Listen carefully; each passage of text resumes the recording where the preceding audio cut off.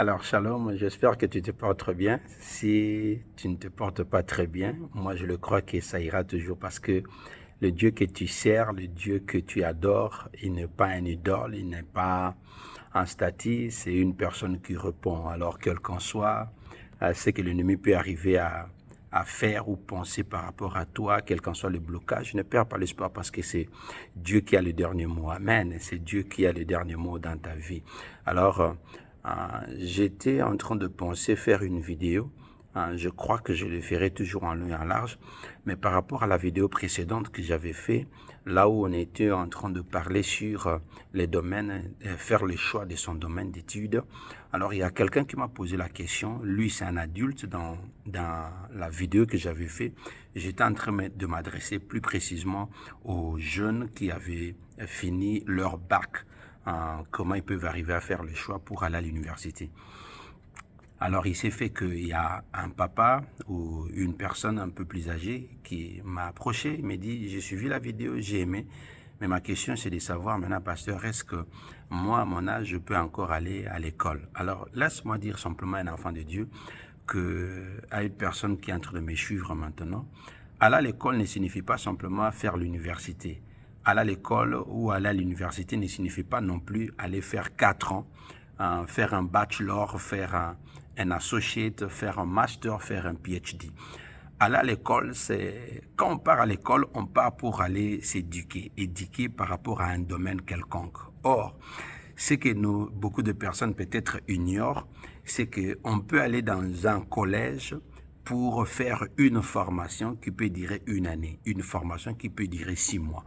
Tu vois, et à la fin de cela, on te donne un brevet qui va te permettre que tu puisses avoir un travail qui te sera encore plus stable par rapport au travail que tu avais avant.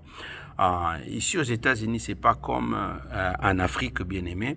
Nous avons beaucoup d'opportunités. Voilà pourquoi j'encourage à une personne d'apprendre la langue. La langue est tellement importante parce que la seule barrière qui va te faire du mal pour que tu ne puisses pas apprendre, c'est la langue. Mais quand tu connais la langue, quand tu maîtrises déjà la langue, tu peux faire n'importe quelle formation. Tu peux aller à l'université pour faire une formation sur le froid, par exemple. Et puis le froid et puis donc la climatisation, le froid and the heat. C'est-à-dire que tu peux arriver à arranger le chauffage, tu peux arriver à arranger la climatisation dans des maisons tout comme industrielles. Ces formations ne te prendra pas 2 ans quand tu pars pour faire cela. Il y a des formations qui te font 6 mois, il y a des formations qui te font une année et tu termines, tu as le brevet. Donc, ce qu'on appelle des formations professionnelles. Les formations professionnelles qu'on donne aussi à l'université, dans des collèges, ça se trouve là. Il faut simplement poser des questions, demander simplement des personnes qui conviennent et puis on va t'aider à trouver cela. Donc, j'ai toujours dit, je suis là. Mon numéro, toujours, ça s'affiche sur ton écran. Si ça ne se trouve pas sur ton écran, je t'encourage alors de nous contacter à partir de notre page Facebook, commenter sur cette vidéo et nous allons répondre et nous allons vous aider. Donc, c'est un peu ça. Mais répondant à cette question, j'avais trouvé que la question était tellement intéressante. Je me suis dit, au lieu simplement de parler à la personne, j'aimerais quand même faire une vidéo pour m'adresser un peu à tout le monde qui peut arriver à profiter, à bénéficier de cela.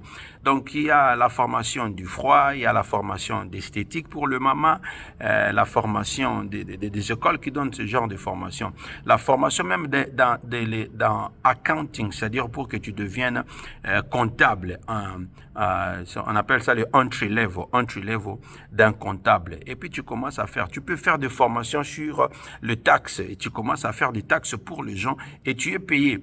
Et en ce moment-là, tu as un travail quand même stable, tu as un travail quand même qui te demande pas beaucoup d'énergie physique où tu es fatigué. Et si tu veux continuer, maintenant tu peux continuer. Et même dans l'informatique, il y a beaucoup de formations. Tu peux faire la formation en réseau, tu peux faire la formation dans la maintenance des ordinateurs, tu peux faire la formation dans l'infographie où tu fais des graphismes. Donc il y a beaucoup de choses. Et même des formations en ligne qui ne te nécessitent pas nécessairement que tu puisses partir physiquement à l'université. Donc, J'aimerais encourager une personne d'apprendre, c'est très important.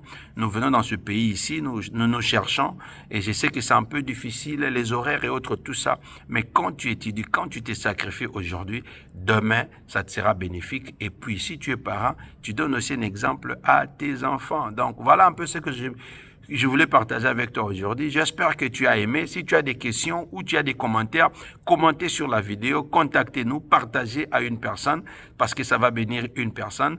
Et n'oubliez pas de vous abonner sur cette page Muller Malonda Ministry. Alors, je suis le pasteur Muller Malonda de l'église Calvaire Centre Chrétien. Je vous aime bien. On se retrouve à bientôt. Bye.